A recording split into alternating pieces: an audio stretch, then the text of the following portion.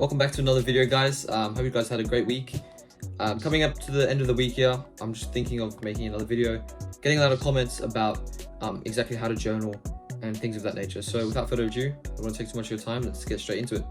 So on the trades page here on the journal, what you want to do is this is how you start to plan the trade and how you actually manage your risk and things like that. So on the right here, you've got your risk management section where you can just put in here whatever exactly you want to do for your risk management. All right, so if it's taking one trade a day, you put it in here. If it's risking 20% of your drawdown, like I do on evals, then that's what you put in here. Okay, here is a section for your strategy and just reminding yourself exactly what you're looking for, and like kind of like in a checklist format, so that you make sure that your trade system is as mechanical as possible. Here we also got another trade risk calculator. So what you can do in here is, if my drawdown is 2,000, then I'm wanting to risk 20% of that, which is around $400 per trade, and that's about 5 losing trades in a row before I blow that account. Okay, now I'm sizing heavy on evals just so I can pass them quicker, and then obviously my risk for my fundeds are not this, but right now I'm trading evals only, so this is my risk. And here all I do is got this little table here that allows me to, it tells me what contracts I'm in. So we've got this table right here, which pretty much just shows me how many contracts to go in every trade. So you can see based on these icons, you see this cross out here. Don't touch these. These are just your drawdown input and your tick value. So I'm trading MNQs, so 50 cents per tick. And all you have to put in here is your drawdown risk. So right now I'm risking 20% of my drawdown. So you put in your drawdown amount and then what you're willing to risk per trade. And then here you can see you put in your ticks. So you can see the down arrows, anything you need to change. So I'm risking 20% of my drawdown, and my trade, just say, is 300 ticks. It's a big stop loss. Then here it just changes to 2 contracts. So I'll be losing around $300 per trade. Okay.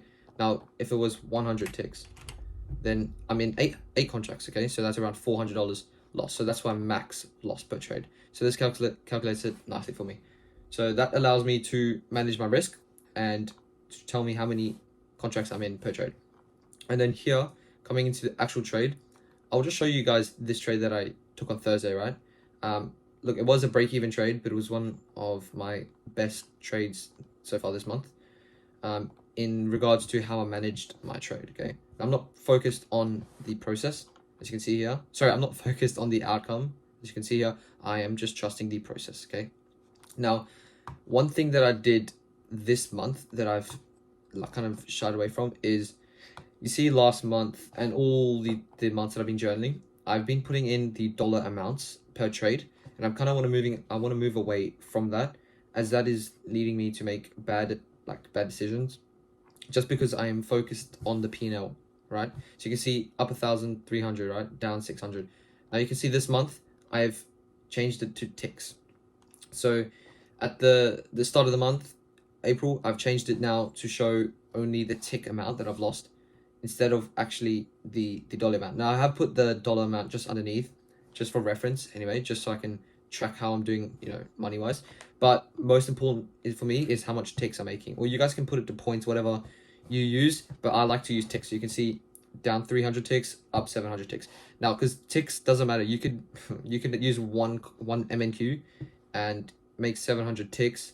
That's a lot less than when you use one NQ and get 700 ticks. So it doesn't really matter how much money you make at the end of the day. It's just you need to calculate the growth of that trade. So ticks, percent, or points, whatever you use. Okay. Now going into this trade, I'll take you through exactly what I did start to finish when journaling the trade. So starting in at the start of the day, this is what I met with. Okay. So these are my individual trades that I'm actually trading, and I don't know, I accidentally duplicated it. I might have to delete one, but I only took one trade today. But you can see this is what I'm doing at the start of the day. So before the trading day has even started. See, what are your expectations coming into this trading day? So I've put in, there's a section here for an image and then an explanation. So I've put in my image here. Well, what you can see here is kind of a bullish week. You can see start of Monday, formed low of week, and then we started to trade higher since then. A very big bullish Wednesday. You can see we created this large range, right? Now we inverse this daily gap right here. So we have a daily inverse.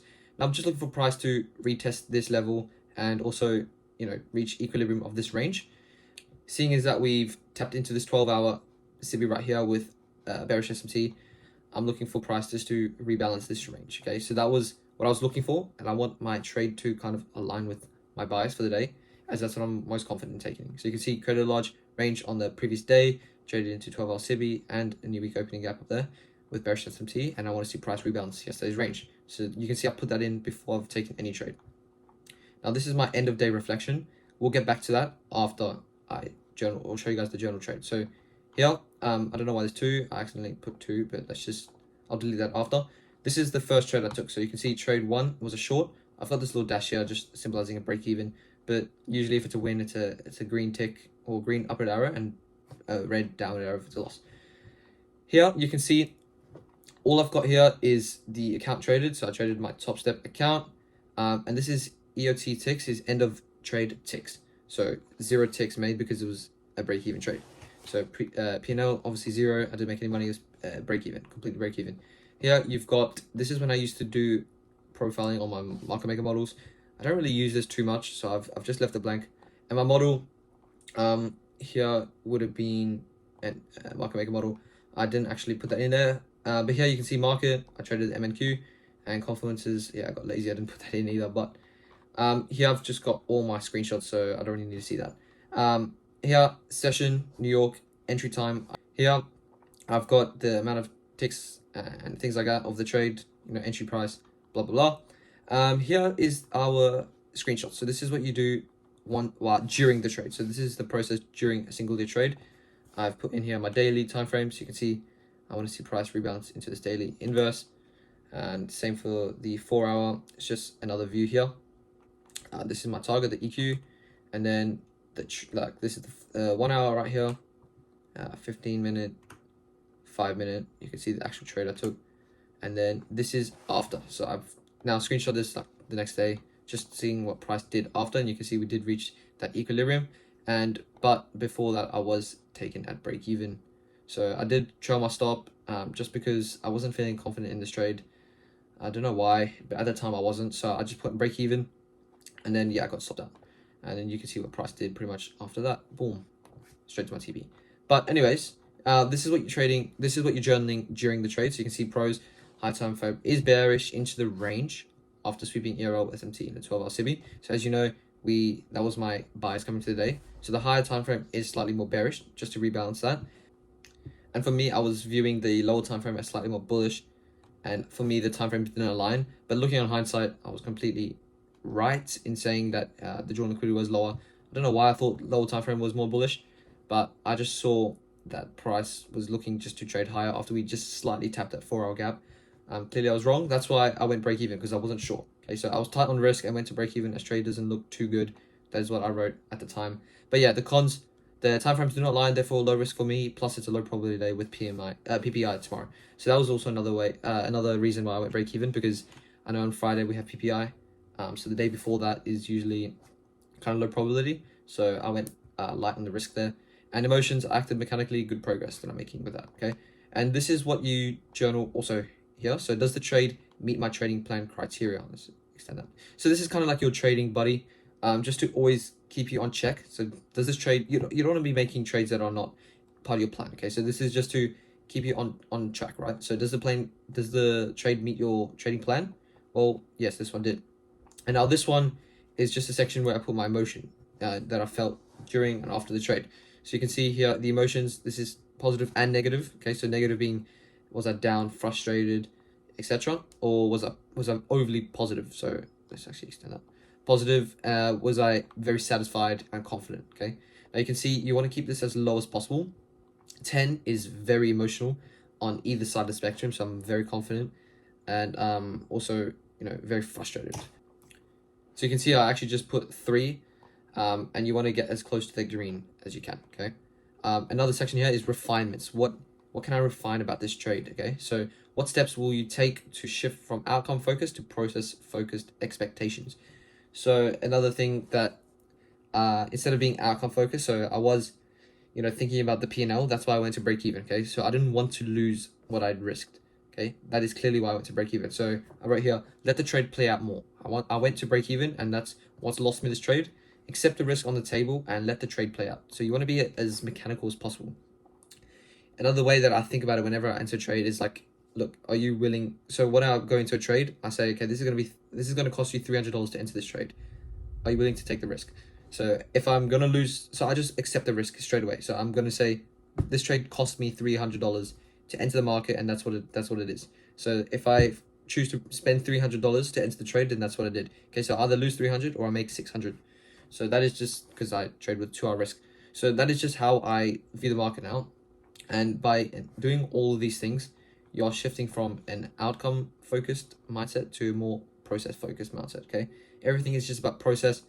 Nothing in here should you know, force any outcome focused thinking, because here you can see we just focus on text. Okay, text, you can even, if you wanted to be ultra process focused, you can even just go to properties and just remove the P&L here. So you can just tick that off and you won't see your P&L. You can just see the text. Okay, but for me, I kind of do want to see the P&L as well, just for my own reference. But yeah, guys, so that is how you journal. I just wanted to make a quick video on the exact process that I do every single day. And see, that is how it has enabled me to get this rising equity curve over time. Okay, I've journaled over, or you can see how many of those detailed journals entries I've done. So I've done 92 wins, 117 losses, 40 break-evens. So you can see I have like trade recaps and trade, like proper journal trades of all these trades. Okay, so it's a lot, and I'm just collecting my data and doing the right thing that I know that a profitable trader should do. So you can see here also in recent trades, you can see my current, well, progress in the last like kind of month. So this is more my overall journey. You can see it's kind of rising, which is good. But here is just the last month. Okay, so you can see in the last month I've taken what, 2, 4, 6, 8, 10 trades in the last month, and you can see it's been fairly positive. Okay, look how many upside trades there are and only two losing trades in a break here. Okay, so that is what has enabled me to have a positive year so far. So at the start of January, up 1%, and then also just around 1% for February, and then 5% for March, and currently at 2.8. So by following your trade and journaling consistently, this is what you can get. You can get similar results to this. And I'm not saying this is good. This is far from good. Like, this is not impressive at all.